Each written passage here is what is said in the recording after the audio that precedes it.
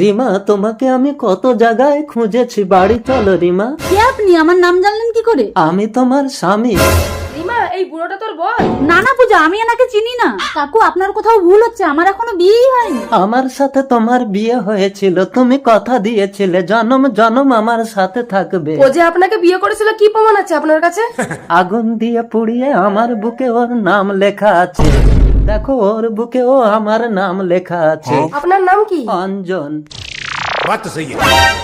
জানি না রে পূজা, জন্ম থেকেই এই দাগটা আমার বুকে আছে। তাহলে শোনো আগের জন্মের কথা। অঞ্জন, তুমি আগুন দিয়ে বুক পুড়িয়ে আমার নাম লিখছো? কথা দাও রিমা, তুমি আমাকে ছেড়ে কোনোদিন যাবে না। কথা দিলাম, জনম জনম তোমার সাথে থাকবো আমি। আমিও আগুন দিয়ে বুক পুড়ে তোমার নাম লিখবো। রিমা, রিমা, আমার বউকে আমি অন্য পুরুষের ঘর করতে দেব না। অঞ্জনের কাছ থেকে আমাকে নিয়ে গেলে আমি কিন্তু নিজেকে শেষ করে দেবো বাবলা। রিমা, আমার রিমা। উঠে পড় অঞ্জন, তোকে আমি অমর বর দিলাম, তুই কোনোদিন মরবি না। রিমা, আমার রিমা। স্বামীর অত্যাচারে রিমা আর বেঁচে নেই অঞ্জন। না, আমার রিমা মরতে পারে না। তুই চিন্তা করিস না, 300 বছর পর মধুপুর গ্রামে তোর রিমা আবার জন্ম নেবে। কিন্তু আমি ওকে চিনবো কি করে? ওর বুকে তোর নাম লেখা থাকবে। ওর বুকে থাকবে আমার নাম। মনে পড়েছে, তুমি আমার অঞ্জন।